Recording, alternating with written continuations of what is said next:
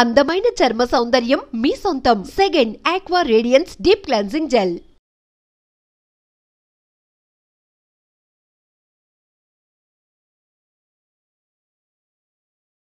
Sir నమస్తే. నమస్తే sir. Govada Venkata Ramakrishna Rao గారు, additional public prosecutor, Rangareddy. Sir sir సాధారణంగా ప్రతి పబ్లిక్ ప్రాసిక్యూటర్ కన్విక్షన్ రేట్ ఎందుకు కనిపిస్తుంటుందో అక్విటల్ రేషియో కూడా అలాగే కనిపిస్తుంటుంది సార్. అంటే కన్విక్షన్ రావడానికి కేవలం మీ ఒక వర్క్ కాకుండా ఇన్వెస్టిగేషన్ పార్ట్ తీసుకొచ్చి మేము ముందు పెడితే దాన్ని ప్రజెంట్ చేయడంలో మీ స్కిల్స్ చూపిస్తుంటారు. సార్ కానీ ఎంత మంచి వర్క్ వచ్చినా మీ ప్రజెంటేషన్ కరెక్ట్ లేకపోతే అక్కడ కేసు ఫెయిల్ అవుతుంది. అదేవిధంగా మీరు ఎంత స్కిల్ చూపించి మీరు ఎంత బాగా ప్రజెంట్ చేసినా అందులో స్టఫ్ లేకపోతే కూడా కేసు పోయే ఉంటాయి. ఈ రెండింటికి అంటే పోలీసు పబ్లిక్ ప్రాసిక్యూషన్ రెండు ఒక రైలు పట్టాలా కరెక్ట్గా వెళ్తుంటేనే అది వెళ్తుంది. ఈ రెండింటి మధ్య గ్యాప్ వచ్చింది అనుకోండి సార్, తర్వాత పరిస్థితులు ఏ విధంగా ఉంటాయి? ఒకప్పటికి ఇప్పటికి తేడా ఉంది. మీరు పబ్లిక్ ప్రాసిక్యూటర్ అంటే ఏపీపీకి వచ్చే టైంలో పబ్లిక్ ప్రాసిక్యూటర్కి పోలీస్కి మధ్య చాలా గ్యాప్ ఉండేది. దాంతో కేసులు చాలా పోయాయి.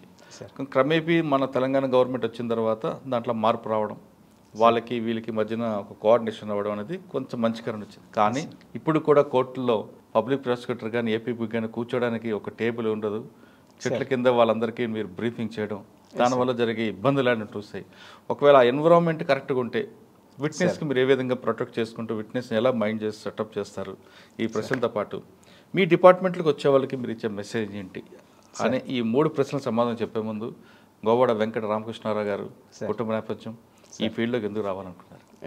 ముందుగా మా డైరెక్టర్గా ప్రాసిక్యూషన్స్ వైజయంతి గారికి కృతజ్ఞతలు తెలియజేస్తున్నాను సార్, ఈ అవకాశాన్ని ఇచ్చినందుకు. అట్లాగే మీకు కూడా చాలా. మేడం గారు కూడా ఫస్ట్ నేను ఇంకో వేరే పేరు గురించి అడుగుతుంటే లేదు ఈయన చేయండి మంచి వర్క్ చేస్తున్నాడు అని చెప్పారు. సార్ చెప్పండి సార్. నేను 96 ఒకటే అండి, ఎప్పుడైనా పనిచేసే వ్యక్తికి సపోర్ట్ చేయడంలో ఆవిడ ముందుంటారు. సార్ వాళ్ళని లైమ్లైట్లో తీసుకురావాలి, ఎప్పుడు ఆవిడే ఉండాలని కోరుకునే కాదు, తన స్టాఫ్ ఎవరున్నారో వాళ్ళని కూడా లైమ్లైట్ తీసుకొస్తే వాళ్ళకి ఎంకరేజ్మెంట్ ఉంటుంది. తర్వాత వాళ్ళు కూడా మంచి స్కిల్స్ బయటపడతాయనే భావన ఆవిడకి. కొంతమంది ఆఫీసర్లు అయితే అన్నీ నేనే అనుకుంటారు కానీ కాదు. సార్ ఇంకోటి ఏంటంటే సార్, మా డైరెక్టర్ గారు మంచికి కంప్లీట్గా వెన్నుదన్నుగా ఉంటారు సార్. ఖచ్చితంగా సపోర్ట్ చేస్తారు. ఎలాంటి తప్పు జరిగినా కానీ చాలా నిర్దాక్షిణ్యంగా చాలా స్ట్రిక్ట్గా ఉంటారు సార్. ఆ విషయంలో మాత్రం ఆ డిపార్ట్మెంట్కి మంచిగా జరుగుతుంది. At the same time sir నేను చెప్పింది నిజమేనండి, ఎందుకంటే ఆవిడ వచ్చిన తర్వాత మీకు యూనిఫామ్ కోడ్ అని ఒక డ్రెస్ కోడ్ అని చాలా స్పీడప్ అవ్వడం, మీకు ఎంకరేజ్మెంట్ చేయడం, ఈ ఎంటిటీ ప్రాసిక్యూషన్స్ డిపార్ట్మెంట్ ఉన్నదని ఒక నలుగురికి తెలియడానికి ముఖ్య కారణం డైరెక్టర్ గారే సార్. ఏంటంటే ప్రాసిక్యూటర్స్ అంటే కూడా తెలియదు సమాజానికి, వీళ్ళ రోల్ ఏంటో తెలియదు, వీళ్ళు ఏం చేస్తారనేది కూడా తెలియదు సార్. ఇప్పుడు ఏంటంటే మా యొక్క డిపార్ట్మెంట్ యొక్క ఇంపార్టెన్స్ అనేది నలుగురికి తెలిసింది. ప్లస్ ఇంకా మీడియా గ్లేజ్ కూడా వచ్చేసింది సార్. మీడియా వాళ్ళు కూడా ఇప్పుడు ఈ డిపార్ట్మెంట్ ఒకటి ఉంది, పోలీస్ వాళ్ళు చేసిందే కాదు, ప్లస్ ప్రాసిక్యూటర్స్ కూడా చేస్తే వాళ్ళు కూడా కరెక్ట్గా చేస్తే సమాజానికి ఒక మెసేజ్ వెళ్తుంది. తీవ్రమైనటువంటి నేరాలు చేసే వాళ్ళకి శిక్షలు కూడా పడితే దాని ఎఫెక్ట్ ఇంకా ఫ్యూచర్లో అలాంటి నేరాలు జరగకుండా కూడా ఉపయోగపడుతుంది. ఈ డిపార్ట్మెంట్ యొక్క ఉనికి ఔన్నత్యాన్ని కూడా మా డైరెక్టర్ గారు చాలా గొప్పగా చాటారు సార్. మేము వారికి చాలా కృతజ్ఞతలు తెలియజేస్తున్నాం. ఓకే సార్, మీ కుటుంబ నేపథ్యం చెప్పండి. మీరు ఈ యూనిఫామ్ కావాలని ప్యాషన్గా వేసుకున్నారా? లేదు సార్, ఒక ప్యాషన్గానే దీంట్లోకి వచ్చాను సార్. నేను 96 బ్యాచ్ లా సార్ నాది. ఓకే. మీ నాన్నగారు మీ అమ్మగారు ఏంటి? మా నాన్నగారు గవర్నమెంట్ ఎంప్లాయ్ చేశారు సార్. గవర్నమెంట్ సెంట్రల్ ప్రెస్లో గవర్నమెంట్ కూడా సార్ మంచి పొజిషన్లో రిటైర్ అయ్యారు. మాకంటూ ఒక ప్రత్యేకమైనటువంటి మాకు ఒక ప్రింటింగ్ ప్రెస్ ఉండేది సార్. 40 మంది వర్క్ చేసేవాళ్ళు.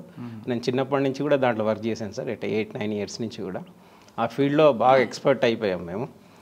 చిన్న బైండింగ్ దగ్గర నుంచి కంపోజింగు, ప్రింటింగు, ప్లస్ ఆ బుక్స్ అన్నీ కూడా తెలుగు సాహిత్యం చాలా ప్రింట్ చేసేవాళ్ళం సార్ మేము. 40 విషయాలు ప్రూఫ్ రీడింగ్ చేసేవాడిని.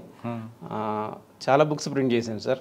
దాంట్లో పేరెంట్కి కన్నా మామూలుగా రైటర్స్ సార్ తెలుగులో గుడిపాటి వెంకటాచలం గారి, కొడగంటి కుటుంబరావు గారు కానీ, మల్లాది సుబ్బమ్మ గారి బుక్స్ చాలా ప్రింట్ చేసాం. తెలుగు యూనివర్సిటీ, ఓపెన్ యూనివర్సిటీ ఆ పుస్తకాలన్నీ ప్రూఫ్ రీడింగ్ నేను చేసేవాడిని. దానివల్ల కొంత సాహిత్యం వైపున ఒక సమాజంలో ఉన్నటువంటి ఒక మంచి చెడు గురించి కూడా ఒక అవగాహనతో ఉన్నాను సార్. ప్లస్ 96లో లా అయిపోయిన తర్వాత ఇక మా నాన్న ప్రాక్టీస్ బాగుండేది సార్. నాకు సివిల్ ప్రాక్టీస్ ఉండేది. ఏంటంటే మా నాన్న లా చేయాలి ఎందుకు అనుకున్నారండి? యాక్చువల్గా సార్ నాది బైపీసీ సార్, నాది బీఎస్సీ అయింది. మెడిసిన్ వైపు వెళ్ళలేకపోయాను. ఏంటంటే అప్పట్లో కొంత ఆర్థిక పరిస్థితి వల్ల సీట్ వచ్చినా కానీ సిద్ధార్థలో వచ్చింది, విజయవాడలో జాయిన్ కాలేదు. ఎంగేజ్లో వచ్చింది సార్ ఫస్ట్ అటెంప్ట్లో. బట్ కొంత ఆర్థిక పరిస్థితి వల్ల జాయిన్ కాలేకపోయాము. తర్వాత ఒక ప్రొఫెషన్ అంటూ మన అదృష్టం మన చేతుల్లోనే ఉండాలి, ఒకళ్ళ వైపు ఉండకూడదు.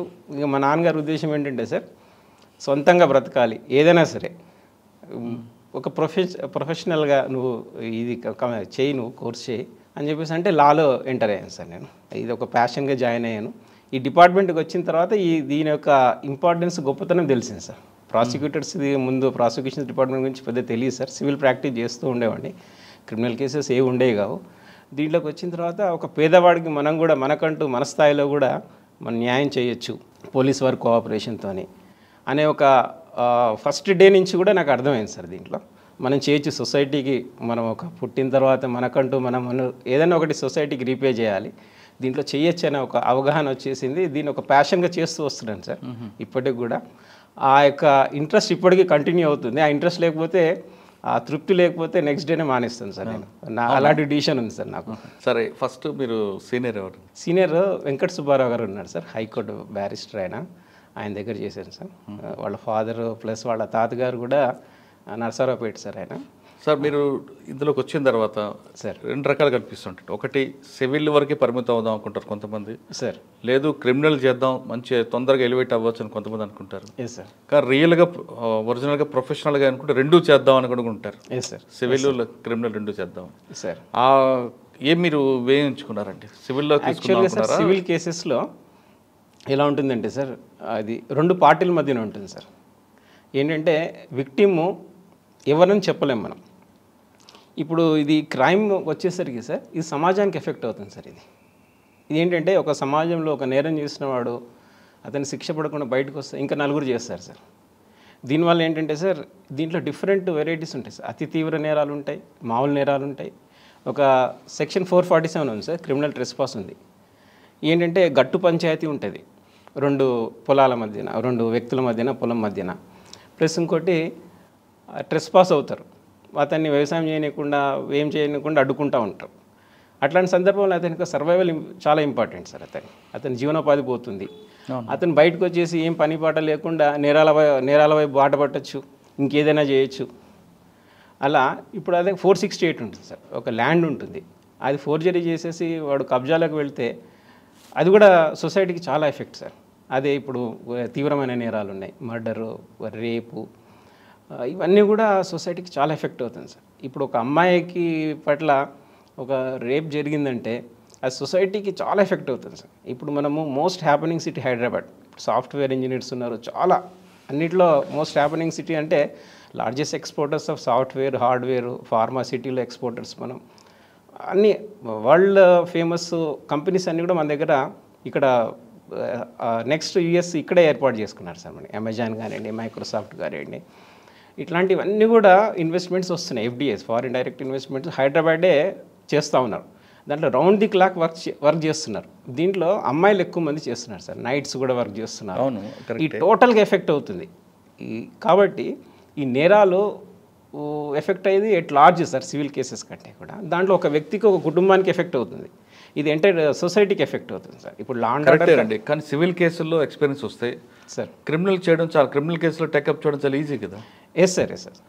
అది మీరు చెప్పింది చాలా నిజం సార్. అని సివిల్ కానీ చాలా మంది ఎందుకండి క్రిమినల్ వైపు చూస్తారు? సివిల్ అంటే పేపర్ వర్క్ ఎక్కువ ఉంటుందన్నా, లేదంటే ప్రాఫిట్ ఉంటుందన్నా? అంటే సార్ అది సివిల్ కేసెస్ చాలా వైడ్ రేంజ్ సార్. అది కంపెనీ మ్యాటర్ సివిల్ కిందనే వస్తాయి, ఇంటెలెక్చువల్ ప్రాపర్టీ రైట్స్ సివిల్ కిందనే వస్తాయి. అవన్నీ కాకపోయినా చిన్న చిన్న గట్టు పంచాయతీ కూడా, లేదా ప్రాజెక్ట్ డాక్యుమెంట్ చేసుకెళ్ళి కూడా సార్, లేదా పార్ట్నర్షిప్ డీడీలు ఇష్యూలు ఎక్కడైనా వచ్చేసరికి సార్ సివిల్ కేసు అనగానే చాలా మంది అడ్వకేట్స్ కొంచెం పక్కకి వెళ్ళిపోతుంటారు. అండ్ సార్ ఇది ఒక నానుడి, అంటే మామూలుగా ఇప్పుడు కేసెస్ అడ్వకేట్స్లో ఏంటంటే సార్ ఇమ్మీడియట్గా ఇన్కమ్ వచ్చేది క్రిమినల్ కేసెస్ అనేసి అనుకుంటారు. సివిల్ కేసెస్లో నిదానంగా ఒక మంచి నాలెడ్జ్ వచ్చి డెప్త్కి వెళ్ళిన తర్వాతనే దాంట్లో ఒక ఇన్కమ్ అనేది వస్తుంది, దాంట్లో నేర్చుకునేది చాలా ఎక్కువ ఉంటుంది అనేసి ఒక ఇది ఉంది సార్. ఏంటంటే డిఫరెంట్ యాంగిల్స్లో ఉంటుంది. సివిల్ చాలా వ్యాస్ట్ సబ్జెక్ట్ సార్. అది నేర్చుకోవాలంటే కొన్ని సంవత్సరాలు పడుతుంది. సివిల్ అనేసరికి కొద్ది కష్టపడితే 1-2 ఇయర్స్లో ఎక్స్పర్ట్ అయిపోవచ్చు. అని ఒక ఇదిగా దీనివైపు కూడా ఒక కానీ మీరు ఆకర్షితులు ఎంచుకున్న కావడానికి మార్గం కారణం ఏంటండి? సార్. సార్ మీరు ఎంచుకున్న మార్గం సివిలా? సివిల్ చేశాను సార్ నేను. అంటే మా సీనియర్ ఆయన ఉన్నారు, ఆయన చాలా గొప్ప వ్యక్తి, ఆయన దగ్గర నేర్చుకోవాలని ఒక తపనతోనే వెళ్ళాను సార్ నేను. ఫస్ట్ మీరు టేకప్ చేసిన కేసు ఏంటండి? సివిల్లో సార్ ఒక ఇంజెక్షన్ తీసుకున్నాను సార్ నేను. ఇదే శ్రీనగర్ కాలనీలో 12 acres ఉంది అప్పట్లో. రైవల్ కంటెంట్స్ అంతా అప్పట్లో ఏంటంటే ఫ్యాక్షనిస్టులు ఉన్నారు అప్పట్లో. దాని మీద ఇంజెక్షన్ ఆర్డర్ తీసుకున్నాను, దాన్ని అబ్సల్యూట్ చేయించాను. చాలా సంవత్సరాలు నడిచింది అది. అది సబ్సిక్వెంట్గా కేసు స్ట్రాంగ్గా ఉండబట్టి అదర్ సైడ్ వాళ్ళు ఏం చేయలేకపోయారు, అది సబ్సిక్వెంట్గా కాంప్రమైజ్ అయింది. సార్ మీరు అడ్వకేట్ ఉన్న టైంలో సివిల్ కేసు కూడా చెప్పారు సార్, క్రిమినల్ కేసు తీసుకున్నారా? ఏంటంటే sir civil related criminal cases చేసేవాడిని సార్. ఏంటంటే సార్ దాంట్లో నిజంగా నేరాలు జరిగినా జరగకపోయినా కానీ కొన్ని ఫాల్స్ కేసెస్ పెట్టేవాళ్ళు సార్. అటెంప్ట్ టు మర్డర్ అని, 307 అని. అప్పట్లో అలా జరిగింది. ఇప్పుడు పరిస్థితులు మారిపోయినా కానీ అప్పట్లో ఇన్ఫ్లుయెన్స్ వల్ల, పొలిటికల్ ఇన్ఫ్లుయెన్స్ ఉండి అన్ని విధాలుగా కొంత తప్పని పరిస్థితుల్లో కొన్ని కేసెస్ చేసేవాళ్ళు సార్. అప్పటివరకు కేసు బుక్ అయ్యేది, జైలు వరకు వెళ్ళేవాళ్ళు, కానీ అది సబ్సిక్వెంట్గా అది నిలబడేది కాదు. Scrutiny, before the legal scrutiny అది నిలబడేది కాదు సార్. అలాంటి కేసెస్ 2-3 చేశాను సార్ నేను. మీకు మీ సర్వీస్లో బాగా గుర్తుండిపోయిన ఒక కేసు చెప్పండి. అంటే సివిల్ కేసు అది ఆల్టర్నేట్ తీసుకుంది క్రిమినల్కి. సార్ మీరు చెప్తున్నట్టుగా పొలిటికల్ ప్రజతోనో లేదా ఇంకో XYZ వల్ల 307 పెట్టారు అనుకోండి. సార్ అటువంటి ఫాల్స్ కేసు ఏమైనా మీరు కేసు ఇప్పుడు చెప్పిన ఈ శ్రీనగర్ కాలనీ కేసులోనే సార్ ఏం జరిగిందంటే యాక్చువల్గా అయితే అతను వెళ్ళాడు, తన ల్యాండ్లోకి తను వెళ్ళాడు, అదర్ సైడ్ వాళ్ళు వచ్చారు, బట్ 307 పెట్టారు సార్, అటెంప్ట్ టు మర్డర్ అని. ఏంటంటే ఇతన్ని అటాక్ చేయడానికి వచ్చినప్పుడు తను కూడా సహజంగా ఏంటంటే సార్ రిటాలియేషన్ అనకపోయినా కానీ తనని తను రక్షించుకోవడానికి ఒక కర్రో లేకపోతే ఏదో ఒకటి తీసుకున్నాడు, రాడో తీసుకొని ప్రొటెక్ట్ చేసుకోవడానికి. దాన్ని బేస్ చేసుకొని ఫొటోస్ అవి పెట్టారు, అటాక్ చేశారు అని చెప్పేసి కేసు పెట్టేశారు సార్. అతను అబ్స్కాండ్ చేయాలి, ఏంటంటే పారిపోతాడు భయపడి, కొంతకాలం వరకు మనం ఫ్రీగా ఉండొచ్చు, అతనే అన్నీ చూస్తున్నాడు, యాక్టివ్గా ఉన్నాడు అనమాట. ఆ కేసు ఒకసారి సిటీ సివిల్ కోర్టులో నేను ఉన్నాను సార్. అప్పుడు ఉన్న తర్వాత ఆ కోర్టుకి అటెండ్ అయిన వెంటనే ఇమ్మీడియట్గా అతను లిఫ్ట్ చేశారు సార్, పోలీస్ వాళ్ళు బాగా ప్రెషర్తో లిఫ్ట్ చేశారు. అప్పుడు సిపి గారు ఎంవి కృష్ణారావు గారు ఉన్నారు సార్. అప్పుడు ఆయనకి డైరెక్ట్గా ఫోన్ చేశాను. ఫోన్ చేసిన తర్వాత ఇమ్మీడియట్గా ఆయన చాలా యాక్టివ్గా స్విఫ్ట్ యాక్షన్ తీసుకొని అతన్ని సేఫ్ గార్డ్ చేశారు, అతన్ని వదిలిపెట్టేశారు సార్. ఆ కేసు సబ్సిక్వెంట్గా ఎక్విటల్ తీసుకున్నాను సార్. అది కొద్దిగా ఒక సెన్సేషనల్ అయింది అప్పట్లో. ఒక తృప్తిగా అనిపించింది సార్, ఒక అమాయకుడిని మనం ఆ కేసు నుంచి కాపాడామని. సార్ సాధారణంగా 307 ఉంది, అన్ఎక్స్పెక్టెడ్గా జరిగిన దీనివల్ల జరిగితే అది వస్తుందా 307? లేదు దానికి ఒక కాన్స్పరెన్సీ ఉంటేనే 307 వస్తుందండి. ఇప్పుడు చేతులతో కొట్టుకుంటాం, రోడ్డు మీద బండి యాక్సిడెంట్ అవుతుంది, సార్ ఆవేశాల్లో కొట్టుకుంటాం సార్. మీరు అన్నట్లుగా నా ప్రాణాలు కాపాడుకుని కాలుతో అంతా సార్, లేదు చేతులతో కొడతా, లేదా కర్ర కర్రతో సార్. అది కూడా ఉంటుంది సార్. 326 324కి వస్తుంది కానీ 307 నిలబెడతారండి అందులో సార్. యాక్చువల్గా అంటే సార్ అది ఈ కాన్స్పిరసీ కూడా ఉండొచ్చు, ఉండాలి కదా, ముందు ప్రీవియస్ రికార్డ్ లేదు కదా, అన్ఎక్స్పెక్టెడ్ జరిగిన ఇష్యూ అది సార్. అన్ఎక్స్పెక్టెడ్ ఏంటంటే సార్, ఇప్పుడు రోడ్డు మీద వెళుతూ ఉంటారు, ఒక యాక్సిడెంట్ అయింది, ప్లస్ ఇంజ్యూర్డ్ ఉన్నారు, అతను ఆవేశపడిపోయి తను కొట్టాడు అనుకున్నాను సార్. దాంట్లో 307 రా సార్, 326 వస్తుంది. ఏంటంటే ఇంటెన్షన్ అయితే లేదు కదా సార్, జరిగిన ఇష్యూ. ఇప్పుడు మీరు చెప్తున్న ట్రెస్పాస్ కేసులో వచ్చింది, వాడిని కొట్టాలి అనుకున్నప్పుడు రావచ్చు. కానీ కొంతమంది పోలీసులు రోడ్డు మీద జరిగిన ఇష్యూను కూడా అన్ఎక్స్పెక్టెడ్గా జరిగిన ఇష్యూలు కూడా శనికావేశంలో వస్తాయి, మాట అనుకుంటారు, దాంట్లో కూడా 307 పెడుతుంటారు ఎందుకండి సార్? యాక్చువల్గా కొన్ని సందర్భాల్లో కూడా పెట్టే అవకాశం ఉంటుంది సార్. ఏంటంటే ఆవేశంలో ఉండి ఈ కోపంగా చంపేస్తాను నువ్వు ఇట్లా నాకు ఇంత డాష్ ఇచ్చావు, నీ తప్పుగా ఒప్పుకోవట్లేదు అని చెప్పేసి అతని మీద తీవ్రమైనటువంటి ఒక దాడి చేసే అవకాశాలు కూడా ఉంటాయి సార్. చేసే ఉంటాయి. అది ఏంటంటే ఆ ఇంటెన్షన్ అది ఇంపార్టెంట్. కరెక్టే సార్. అక్కడ ఒక వెపన్ వాడారు అనుకోండి, కర్రో తుపాకీయో కత్తో వాడితే మీరు అన్నట్లుగా 307 అప్లికబుల్ అవుతుంది. మాటలన్నీ మాత్రమే 307 పెడతారా? అంటే యాక్చువల్ ఫిజికల్ అటాక్ కూడా ఉంటుంది కదా సార్. ఇప్పుడు అతను operated recently undergone with any severe medical surgery అయి ఉంటుంది సార్. ఎదుటి వ్యక్తికి తెలియదు, దాని మీద బ్లో ఇచ్చాడు, అతని గుండె మీద ఇచ్చాడు, సబ్సిక్వెంట్గా అది అయ్యింది. బట్ తను అటాక్ చేస్తున్నప్పుడు తప్పించుకోవడానికి ప్రయత్నం చేస్తున్నాడు, ప్లస్ ఇంకోటి అగైన్ అండ్ అగైన్ అతని మీద అటాక్ చేస్తూ ఉంటే, ప్లస్ ఇట్లాంటి సందర్భాలు సార్ అతను చెప్తున్నా వినకుండా మొండిగా చేస్తున్నప్పుడు అట్లాంటి సందర్భాల్లో పెట్టే అవకాశం ఎట్లా ఉంటుంది సార్? ఓకే, తర్వాత ఇంక మంచి కేసు గుర్తుందండి సార్ తర్వాత అడ్వకేట్ కెరీర్లో అడుగుతున్నా జర్నీలో ఈ సివిల్ కేసెస్ చేశాను సార్, ల్యాండ్ రిలేటెడ్ కేసెస్ చాలా చేశాను. కానీ మరి ఏపీపీ అవ్వాలి ఎందుకు అనుకున్నారు? ఏంటంటే సార్ మా నాన్నగారు ఏంటంటే ఆయనకి క్యాన్సర్ పేషెంట్ సార్. తను లాస్ట్ మూమెంట్లో క్యాన్సర్ ఎఫెక్ట్ అయింది ఎట్ ద ఏజ్ ఆఫ్ 67, 68. అప్పుడు ప్రాక్టీస్ మానేసి తనతో పాటే ఉన్నాను సార్ 1.5 year. అప్పుడు తను ఏంటంటే ఏదైనా ఒకటి సర్వీస్కి వెళ్ళు, జ్యుడిషియల్ సర్వీస్ ఆర్ పీపీగా వెళ్ళు, నువ్వు ప్రాక్టీస్ చేయొద్దు, టెన్షన్స్ ఎక్కువైపోయింది నీకు సివిల్ కేసెస్లో అని చెప్తే ఓకే అని చెప్పేసి ఈ వైపుకి వచ్చింది సార్. నేను ఏంటంటే అనుకోకుండా సెలెక్ట్ అయ్యాను సార్. 96 బ్యాచ్ మీరు? 96 లాస్ సార్ నాది. 2008లో నేను సెలెక్ట్ 2008 సెలెక్ట్ అయ్యాను.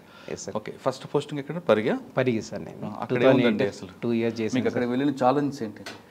సార్ అక్కడ ఏంటంటే సార్ న్యూలీ ఎంట్రంట్, నాకు క్రిమినల్ కేసెస్ పెద్దగా లేకపోయినా కానీ బట్ నేను నేర్చుకున్నాను సార్.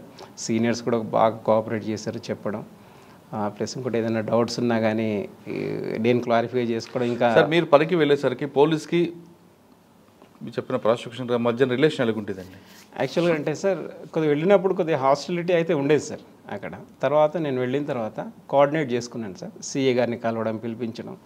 ఇంకోటి way of work, nature of work ఏంటంటే సార్ నాది పోలీస్ వాళ్ళతో కొద్దిగా క్లోజ్నెస్ మెయింటైన్ చేస్తాను సార్. ఫస్ట్ వాళ్ళతోని పర్సనల్ ర్యాపోర్ట్ తీసుకుంటాను, సిఏ గారితో కానీ ఎస్ఐలో, even right from home guard దగ్గర నుంచి కూడా వాళ్ళతోని పర్సనల్ ర్యాపోర్ట్ మెయింటైన్ చేస్తాను.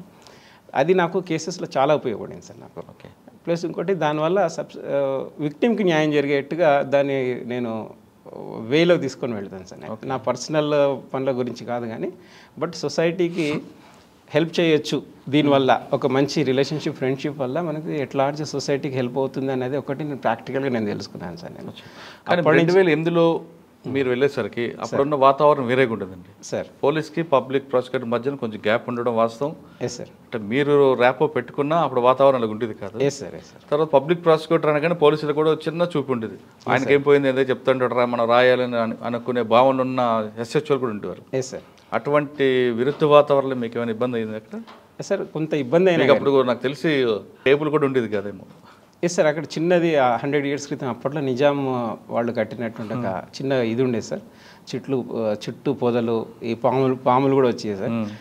అవన్నీ కూడా పెద్దగా ఏమి భావించకుండా, నేను నెగిటివ్గా భావించకుండా. అంటే అప్పుడు మీకు ఇబ్బంది పెట్టే ఆఫీసర్లు ఎవరైనా ఎదురయ్యారా అక్కడ? సార్ ఇబ్బంది పెట్టేవాళ్ళంటే వాళ్ళదే పై చేయి, వాళ్ళకేం తెలుసు పీపీఎల్ అనే ఆఫీసర్ ఉండేవారు. అంటే యాక్చువల్గా నా అదృష్టం కొద్ది ఏంటంటే సార్, నాకు తెలిసిన జడ్జి గారే ఉన్నారు సివిల్ కేసెస్లో. నేను బాగా చేసినప్పుడు సిటీ సివిల్ కోర్టులో అతనే అక్కడ నాకు జడ్జిగా వచ్చారు. నా గురించి తెలుసు. ఏంటంటే ఆయన కూడా బాగా కోఆపరేట్ చేశారు సార్. ఇక చివరికి నేనంటే బాగా రెస్పెక్ట్, ఏంటంటే జడ్జెస్ అందరు కూడా బాగా రెస్పెక్ట్ ఇచ్చేవాళ్ళు సార్. నేను అంటే నా వే ఆఫ్ వర్క్ చూసేసి జడ్జిస్ వైపు కాదండి, పోలీస్ వైపు నుంచి. Yes sir. యాక్చువల్గా పోలీస్ అప్పుడు చాలా హాస్టిలిటీ అయితే ఉంది సార్. వాళ్ళు అంతా కోఆపరేట్ చేసేవాళ్ళు కాదు. CD ఫైల్స్ ఉండేవి, ప్లస్ ఇంకోటి అన్నీ కూడా టైంకి వచ్చేవి కావు. ప్లస్ ఇంకోటి ఏంటంటే నేను 1 hour బిఫోర్ వెళ్ళేవాడిని సార్. ఇప్పటికి కూడా నేను ఈవెన్ సబ్సిక్వెంట్గా భువనగిరి వరకు కూడా నేను చేశాను సార్. నేను ఒక 4.5 years ఈ ప్రమోషన్కి వచ్చే 2 years బ్యాక్ 1 hour బిఫోర్ ఉంటాను. ప్లస్ CD ఫైల్స్ తేకపోయినా కానీ నేను పర్సనల్గా కేర్ తీసుకొని కోర్టులో కూడా నేను కలెక్ట్ చేసుకునేవాడిని సార్. నేను జిరాక్స్ తీసేసుకొని వాళ్ళకి ఇన్ఫామ్ చేసేసి వీళ్ళతో మంచి ర్యాపోర్ట్ మెయింటైన్ చేస్తూ, CDOs అంటాం కదా సార్, కోర్ట్ డ్యూటీ ఆఫీసర్స్, వాళ్ళతో ముందే చెప్పించేసి, ప్లస్ కేసు ఎప్పుడైతే మొదలవుతుంది కదా సార్, వాళ్ళు విక్టిమ్స్ డిఫాక్టో కంప్లైంట్ అంటారు, కేసు పెట్టిన వాళ్ళు చాలా కేర్ తీసుకోవాలి సార్. అది వాళ్ళని ముందే పిలిచేవాడిని సార్. మొత్తం ముందే పిలిచేసి ఎక్స్ప్లెయిన్ చేసి వాళ్ళకి, ప్లస్ ఏమైనా ఫర్దర్ ఎవిడెన్స్ ఏమైనా ప్రొడ్యూస్ చేయాలా, ఏంటంటే చేయాల్సి ఉంటే డేట్ తీసుకోవాలి. ఇలాంటి సందర్భాల్లో నేను పోలీస్ వాళ్ళతోని ఈ చిన్న స్థాయిలోనే నేను చేసుకునేవాడిని సార్. SI, కోర్టు కానిస్టేబుల్ ద్వారా, లేదు వాళ్ళు కూడా తేని పరిస్థితుల్లో CD ఫైల్ లేకపోతే కోర్టు ద్వారా తీసుకునేవాడిని సార్. సబ్సిక్వెంట్గా వాళ్ళు కూడా కోఆపరేట్ చేయడం మొదలుపెట్టారు సార్. వితిన్ మంత్స్లో బిఫోరే తీసుకొచ్చేవాళ్ళు సార్. దానివల్ల నేను కొద్దిగా బాగా చేయగలిగాను సార్ అక్కడ. అంటే మీరు ఫస్ట్ పోస్టింగ్లో సార్ మీకు ట్రైనింగ్లో ఒక ఇష్యూ ఉంటుందండి సార్. ట్రైనింగ్లో ఏం చెప్తారు? విక్టిమ్ని సేవ్ చేయడం, విక్టిమ్ యొక్క ఎక్స్పెండిచర్ పే చేయడం అంతా మీది రెస్పాన్సిబిలిటీ అంటారు సార్. కానీ మీరు వెళ్ళేసరికి అది ఉంటుంది కదా, ప్రాక్టికల్గా కనిపించదు కదా. అంటే అది బుక్ ప్లస్ ప్రాక్టికల్గా చెప్పే ట్రైనింగ్ కానీ యాక్చువల్గా వచ్చేసరికి గ్రౌండ్ సిచ్యువేషన్ డిఫరెంట్గా ఉంటుంది సార్. ఏంటంటే సార్ ఒంటరితనం అనిపిస్తుంది సార్, ఒకనొక దశలో ఒంటరితనం అనిపిస్తుంది. బట్ ఒక కాన్ఫిడెన్స్తో ముందుకు వెళ్ళడం ప్లస్ ఎలా చేయాలి. ఇంకోటి ఏంటంటే ఈ సమస్యలు ఎలాగ మీరు అధిగమించేటప్పుడు విక్టిమ్ ఉన్నారండి, విక్టిమ్ ప్రొటెక్ట్ చేయడం, ఆమెకు బ్రీఫ్ చేయడం ఉంది మీ responsibility. Yes sir. Right. Yes sir. ఆమె పిలిపించుకుంటారు సార్ విక్టిమ్ ఎవరైతే వాళ్ళని, సార్ వాళ్ళకి ఇవ్వాల్సిన ఎక్స్పెండిచర్ ఇవ్వాలి. ఎందుకంటే ఆ రోజు ఆయన కూలి మానేసుకొని వస్తాడు ఆయన. Yes sir. ఆ డబ్బుల కోసం మీకు అడిగాడు అనుకోండి, లేదు కొంతమంది ఛార్జీలు కూడా లేకుండా వచ్చేవాళ్ళు మీకు ఎదురవుతుంటారు సార్, భోజనాలకు కానీ. Yes sir. వాళ్ళకి మీరు మీ సొంత డబ్బులతో పెట్టుకున్నారా, లేదు పోలీసు దగ్గర తీసుకున్నారా? బుక్కులు మాత్రం వేరే కనిపిస్తుంది. Yes sir. మీ గ్రౌండ్లోకి వచ్చేసరికి దాని రియాలిటీగా ఎదురై ఉంటారు. చాలా దారుణమైన పరిస్థితులు కనిపిస్తాయి. సార్ మీరు చెప్పేది నిజం సార్. యాక్చువల్గా ఏంటంటే ఒక పరిగి లాంటి రిమోట్ ఏరియాస్లో అంత పేదలు ఉంటారు సార్, వాళ్ళు డైలీ వేజ్ లేబర్ ఉంటారు. ఏంటంటే చిన్న చిన్న ఇష్యూస్లో వాళ్ళు కోర్టుకు వచ్చి ఉంటారు. వాళ్ళు అంటే కొంత ఆవేశకాలు ఇదైపోయి 324 చిన్న చిన్నగా. అవును. అట్లాంటి కేసెస్లో విక్టిమ్ కంప్లైంట్ ఇచ్చిన వాళ్ళు వచ్చి ఒక రోజు 2 రోజులు వెయిట్ చేసినా పర్వాలేదు. దాంట్లో ఐ విట్నెస్ ప్రత్యక్ష సాక్షులు మిగతా వాళ్ళందరూ ఉంటారు సార్. వాళ్ళు కూడా లేబరే. వాళ్ళు కూడా 3-4 సార్లు తిరిగితే మాత్రం చాలా ఇబ్బంది సార్. వాళ్ళ రోజు కూలిపోతుంది, ప్లస్ ఇది చాలా ఇబ్బందులు పడాల్సి ఉంటుంది. అందుకనే సార్ నేను యాక్చువల్గా అయితే డిఫాక్టో కంప్లైంట్ ముందు పిలిపించేసుకొని ఫోన్ ద్వారా కానీ లేదా ముందు పిలిపించేసుకొని వాళ్ళు పని అయిన తర్వాత మధ్యాహ్నం తర్వాత 3-4 వాళ్ళ పొలం పనులు అయిపోయిన తర్వాత రమ్మని చెప్పేవాడిని సార్. కేసెస్ స్టార్ట్ అయ్యే ముందు వాళ్ళతో బ్రీఫ్ చేసుకొని నేను చేసి వాళ్ళకి ఇంకేమైనా ఎవిడెన్స్ ఏమైనా ఉన్నాయా అని అవన్నీ కూడా ముందే కలెక్ట్ చేసుకునేవాడిని సార్. ప్లస్ ఇంకోటి మిగతా విట్నెస్లు వస్తే మాత్రం వచ్చిన వాళ్ళని ఎట్టి పరిస్థితుల్లో అదే రోజు చేసేవాడిని సార్ మ్యాక్సిమంగా, అంటే ముందు బ్రీఫ్ చేయడం వల్ల. ప్లస్ ఇంకోటి ఏంటంటే సార్ కొంతమంది భోజనానికి లేక, డబ్బులు లేక, ఛార్జీలకు లేక కూడా వచ్చినటువంటి సందర్భాలు ఉన్నాయి సార్. ఏంటంటే ప్రభుత్వ పరంగా కూడా దానికి ఒక సిస్టమ్ అయితే పేపర్ ఉంది, కానీ వాళ్ళకి ఛార్జెస్ అవన్నీ పే చేయాలి. కానీ ఇంతవరకు అయితే అలాంటిది ఏం లేదు సార్. బట్ మరీ ఇబ్బందికర పరిస్థితుల్లో ఉంటే కొంత పోలీస్ వారు కూడా అరేంజ్ చేసిన సందర్భాలు ఉన్నాయి సార్. వాళ్ళకి భోజనాలు ఏర్పాటు చేయడం, వాళ్ళకి మామూలుగా ట్రాన్స్పోర్ట్ అరేంజ్ చేయడం ఇప్పటికి కూడా చేస్తున్నారు సార్. అంటే కరెక్టే, పోలీసులు చేస్తున్నారు. లేదంటే కొంతమంది మీలాంటి వాళ్ళు మీ జోబులో డబ్బులు కూడా ఇచ్చుకుంటారు. Yes sir. కానీ బుక్ మీద కనిపిస్తుంది, గ్రౌండ్లో కనిపిస్తుంది కదా, ఏంట్రా అని ఎప్పుడైనా మీరు క్వశ్చన్ చేసుకున్నారా, లేదా మీ ఆఫీసర్లు కానీ క్వశ్చన్ చేశారు? ఆఫీసర్స్ని ఏం క్వశ్చన్ చేయలేదు సార్. ఏంటంటే అడ్జస్ట్ కావడం, ఇప్పుడున్న ప్రతికూల పరిస్థితుల్లో మనకు తప్పదు, ప్లస్ మనం చేయాలి, ఉద్యోగం చేయాలి. ఇప్పటికైనా అలాగే ఉందండి పరిస్థితి? లేదు సార్, ఇప్పుడు చాలా మారింది సార్. ఇప్పుడున్న పరిస్థితుల్లో మా డైరెక్టర్ భోజనాలు సదుపాయాలు కల్పిస్తున్నారా? అంటే అలాంటిది లేదు సార్, అలాంటిది లేదు. అది కూడా రావాలి కదా? ఏ సార్, అది దాంట్లో మార్పు రావాలి సార్. ప్రభుత్వ పరంగా ఇది చేయాలి, ఫండ్ ఇవ్వాలి. పరిగిలో మీకు బాగా గుర్తుండిపోయిన కేసు అంటే, కేసులో మీకు కొన్ని అటాచ్మెంట్లు ఉంటాయి. ఏ సార్, అటువంటి కేసు చెప్పండి. సార్ ఈ కేసెస్ అక్కడ 447 ఎక్కువ ఉన్నాయి సార్. క్రిమినల్ ట్రెస్పాస్లు ఉండేవి, 324, 326 ఇలాంటివి ఉండేవి. ప్లస్ ఇంకోటి 1-2 చీటింగ్ కేసెస్ కూడా ఉన్నాయి సార్. అక్కడ ఫామ్ హౌసెస్ పెద్ద వాళ్ళ దాంట్లో లేబరు ప్లస్ ఉండేవి సార్ అక్కడ. అట్లాంటి వాటి మీద అటాక్ చేయడము లోకల్గా ఒక influential political backing, political influential వాళ్ళు, కొంత పొలిటికల్ డిఫరెన్సెస్ ఉండి అలాంటివి కొన్ని జరిగేవి సార్. అవి అల్టిమేట్గా ఏంటంటే విక్టిమ్స్ దాంట్లో పనిచేసే వాళ్ళే ఉండేవాళ్ళు సార్. అట్లాంటి వాళ్ళకి ఒక కేసులో చాలా ప్రొటెక్ట్ చేశాను సార్ నేను. ఒక ఫామ్ హౌస్ మీద అటాక్ చేశారు సార్. ఒక హైలీ ఇన్ఫ్లుయెన్షియల్ పొలిటికల్ ఫిగర్ అతను అటాక్ చేశారు, కౌన్సిలర్ సార్. అటాక్ చేసిన తర్వాత అది స్మాల్ బెయిలబుల్ సెక్షన్స్ పెట్టారు సార్, 324 అలా పెట్టారు. తర్వాత బెయిల్ వేశారు, బెయిల్ గ్రాంట్ అయింది. షూరిటీస్ ఫర్నిషింగ్ స్టేజ్లో విక్టిమ్ వచ్చారు సార్. విక్టిమ్ హస్బెండ్ తీసుకొని వాళ్ళ బాబుని తీసుకొని వచ్చారు. అట్ ద సేమ్ టైం వెనుకనే పోలీస్ ఆఫీసర్గా ఆయన కూడా వచ్చారు సార్. చూసిన తర్వాత చాలా దయనీయ పరిస్థితి సార్ తండ్రి. ఈ వాచ్మెన్ ఒక ఫామ్ హౌస్లో బట్టలు చిరిగిపోయినాయి, అమ్మాయి ఇవన్నీ ఉన్నాయి. అంటే ఒక ప్రైవేట్ పార్ట్స్ కనిపించేంత స్టేజ్లో కోర్టుకి అట్లా వచ్చింది సార్ తను. అది చూసి నాకు కళ్ళమ్మట నీళ్ళు వచ్చేసి, ఇది కరెక్ట్ కాదు, అసలు పెట్టిన సెక్షన్స్ ఏంటి, ఈమె పరిస్థితి ఏంటి. అప్పుడే ఆ పోలీస్ ఆఫీసర్ గారిని అడిగింది సార్, ఏంటి బాబు మీరు ఇది ఏంటి పెట్టారు, ఇది ఇక తను వచ్చేటప్పుడు జడ్జి గారు కూడా చూశారు సార్. బిఫోర్ కోర్టు స్టార్ట్ ముందే వచ్చి అట్లా కూర్చుంది తను కోర్టు ముందు. ఎవరు ఏంటని అడిగితే సార్ నాకు కూడా తెలియదు సార్, నేను కనుక్కుంటానని చెప్పేసి చెప్పాను. తర్వాత ఇన్ఫామ్ చేశాను.